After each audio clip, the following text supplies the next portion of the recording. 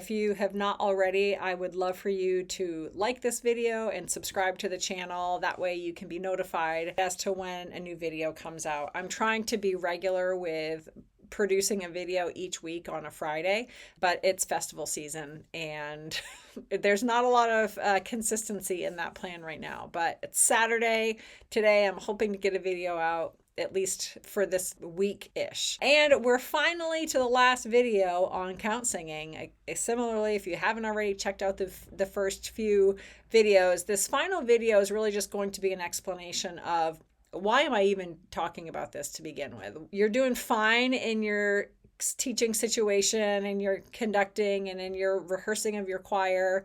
Why do I even need count singing? Well, hopefully by the end of this little chat, you'll be a believer of count singing. You'll see what the point is. I've laid out the strategy for teaching count singing. In that, discussed why, like here and there, why it can be important to use as a teaching tool. But in this last video, I'm hoping to just lay out three things in particular, three ways that you can use count singing to benefit your choir. And those three ways are to help with enunciation of text. And within that is the clarity of text. The second thing is intonation. How are we tuning across the choir? And how can our rhythmic integrity impact that intonation?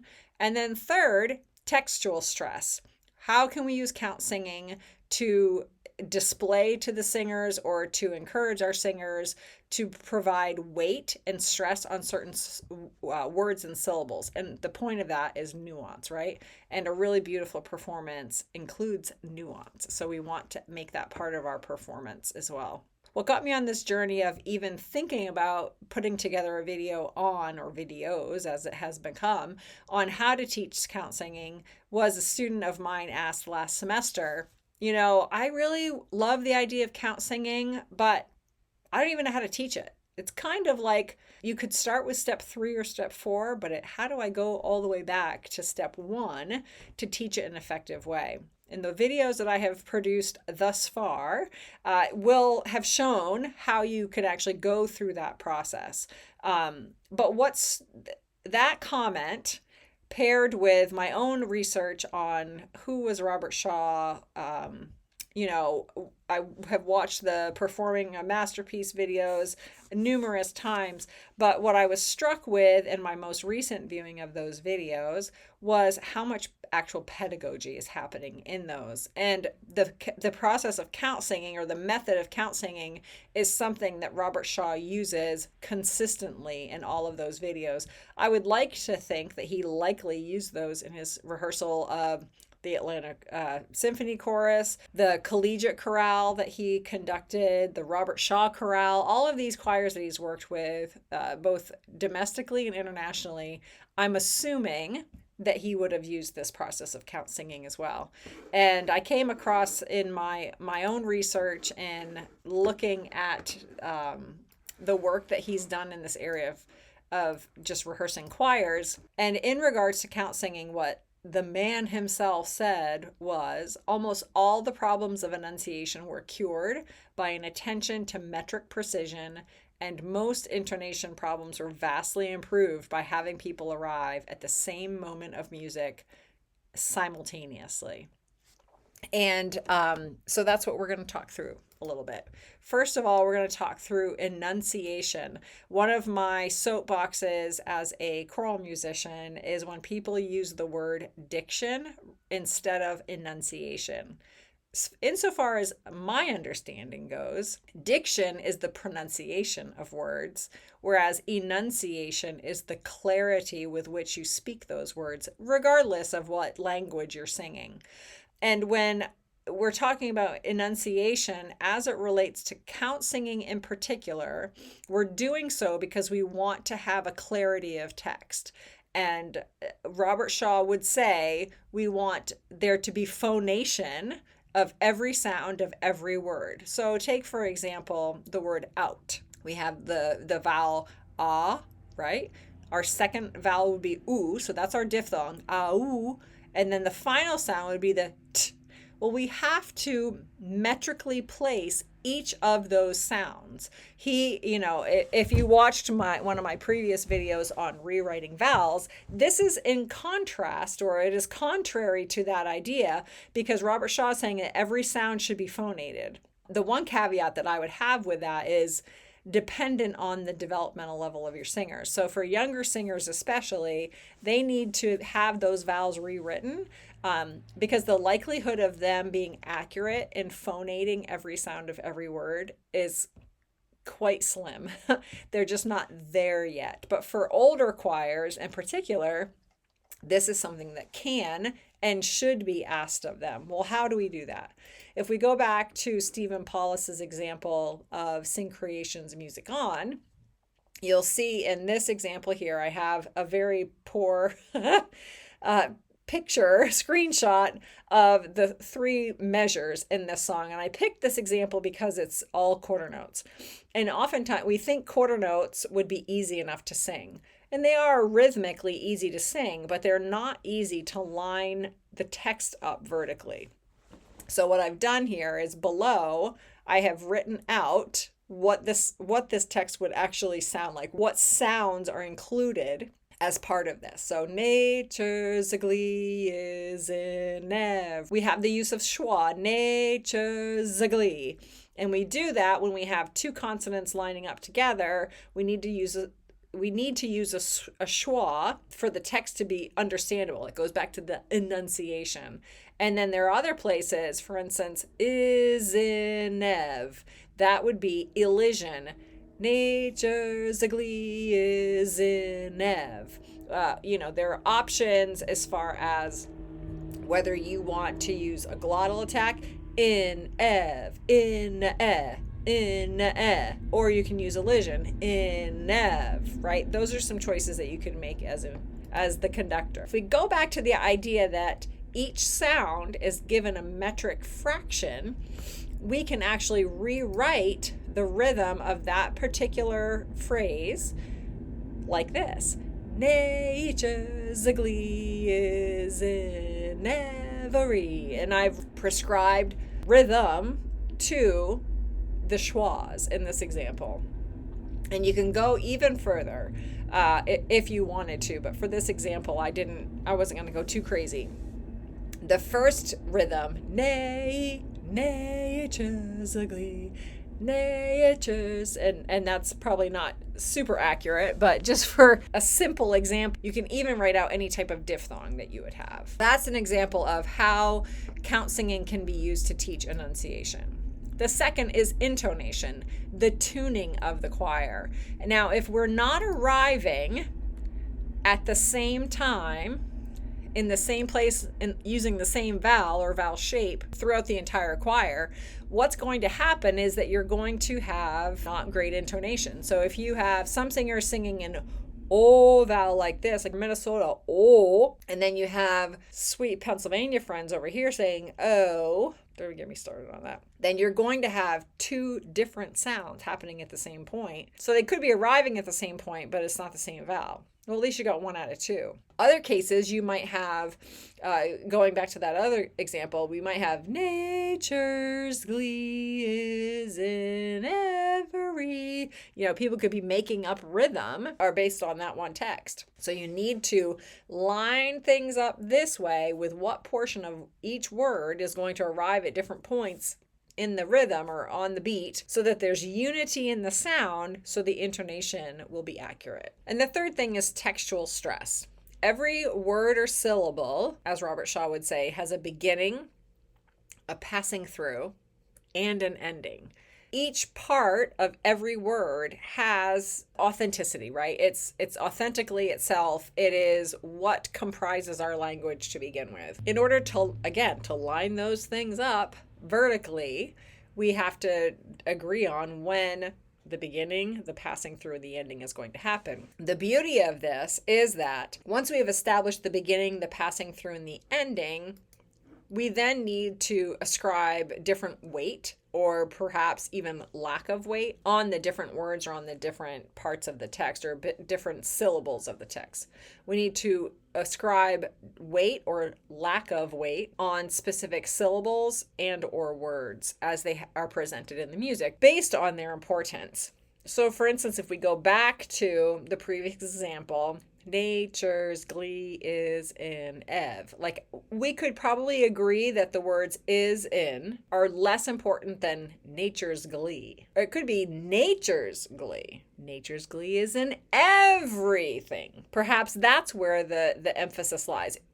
That's part of your score study. That's something that needs to be determined before the rehearsals begin. Robert Shaw would say that there are no weak or strong beats, only weaker or stronger syllables and words. And what he means by that is that everything has a place in the music. There aren't things that we want to just completely brush aside and not give any attention to. If it's in the music, it's worth paying attention to. But that doesn't mean that everything should have an equal amount of emphasis. So for instance, if I have the word nature, if I were to say that word just in regular speech, nature, there's a stressed syllable and there's an unstressed syllable. Nature.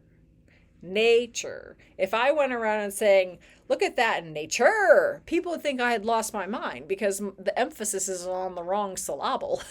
When I'm teaching how to sing text, I always go back to spoken language. How would I say this in regular speech? An example that I use a lot of times is the word angel. We sing, angels we have heard, or hark the herald, angels sing. Nobody says angel, so why am I saying angel? What I want is angel. But what happens, just like in nature, that unaccented syllable, which is kind of like a schwa, still has integrity, but it's not a very beautiful integrity when we're singing. So we need to ascribe this idea that Robert Shaw has of it being a weaker part of the beat. Nature's glee is in every whatever. So the same thing is every, nature's every. And if we're count singing, we can be thinking 1 and 2 and 1 and 2 and T and 1 and 2 and 1 and 2 and. Your 1 and is stronger than your 2 and. 1 and 2 and 1 and 2 and. And I would isolate that using the count singing so that they can start to understand where to place the strength. Nature's glee is in every. So for our purposes here, we can make a blanket statement that when we have a 2/4 bar, beat 1 is stronger than beat 2. It's not the strong versus the weak, it's just stronger. Or perhaps we can just say beat 2 is the weaker, making just by process of elimination, beat 1 stronger. What's the outcome of count singing? It's an auditory, visual, and kinesthetic interaction with the construction of each element of rhythm in the piece being studied. So we've talked about enunciation. We're giving specific note values to every part of every word. We are phonating every part of every single word, and we know where because of count singing. Thank you very much. Because of count singing, we are lining up the rhythm vertically so that our intonation is consistent across the ensemble. That's our visual, right? Our visual attribution of rhythm to every single measure of our music. And then the kinesthetic interaction really comes sometimes with that text stress, but more so just the production of the 1 and 2 and T and 4 and, 1 and 2 and 1 and 2 and T and, got myself mixed up there again. But that feeling part of it is almost probably the most instant benefit, because what will happen is that as soon as you start to apply this principle in your choirs, and I'm not saying it's going to be easy or happen overnight, because it's not, and I'll talk about that at the very end, but once they are able to produce that sound, that they're able to feel it that way, that's when the performance of things just sort of lock in, and you'll feel that. It will be like a tangible experience in the rehearsal. It's also just side benefit teaching rhythm, because they're seeing it while they're hearing it, while they're producing it. So they're hearing it auditory, or they're seeing it visual, kinesthetic, singing. Just like Kodai would have said, you know, sound before sight. We're allowing them to experience it first, and then we're giving it a name. We're remembering it, we're understanding it, we're applying it. So the whole thing comes full circle. The other outcome is that you'll find that the production or the performance of rests or lack of performance on rests is much more accurate. So if I'm count singing this particular example, 1 and 2 and T and 4 and 1 and 2 and T and 1 and 2 and T and 4 and you can see the rest there in measure 2, 1 and 2 and T and once you start to teach that through, you'll find that they just are more accurate in performing rests. Actually, today I'm at a conference, I guess you could call it, at the institution where I teach. And as part of it, I'm teaching a piece of music to this kind of come y'all choir, just a bunch of folks who've never sung together, and we're all working together to put a few pieces on the program for this evening's concert. And the first time we sang through the piece we're doing, which is Elaine Hagenberg's I Am a Child of Peace, I had them sing. I didn't have them count sing. I had them sing their part on a doobie, doobie, doobie. And as we were singing through it, some of them would doobie on what was an 8th rest on beat 3. So just for instance, doobie doobie doo, doobie doo would have been the rhythm. 1 and 2 and T, 4 and 1. But they kept singing doobie doobie doobie doobie, making an error there. And I call it to their attention one time.